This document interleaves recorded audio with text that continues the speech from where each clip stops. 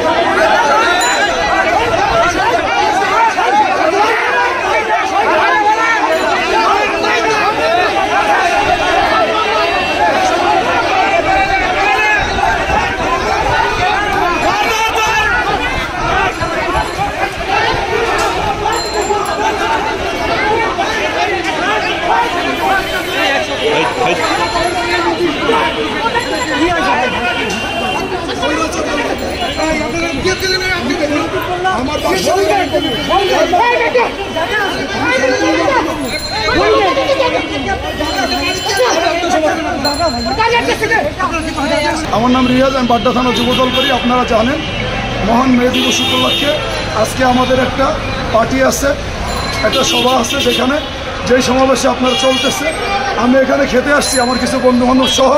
আমি এসে দেখলাম এই বাংলাদেশের আপনারা জানেন 16 বছর স্বৈরাচার হাসিনা যেভাবে দেশকে লুটিপুটি খেয়েছে, স্বৈরাচারী করে সেই হাসিনার সেই স্বৈরাচারের দোষরা আমাদের সামনে পড়েছে। আমি আমার বাকস্বাধীনতা বলছি, এটা স্বৈরাচারের দোষর। আপনারা জানেন এই গোলাম কাদের বলেছিল ভারত থেকে এসেছে, ভারত কি বলছে বলা যাবে না ভারতের অনুমতি ছাড়া। স্বৈরাচারকে স্বৈরাচার বলাতে ওর কিছু টোকাই, ওর কিছু পালিত টোকাই, জিএম কাদের টোকাই না আমার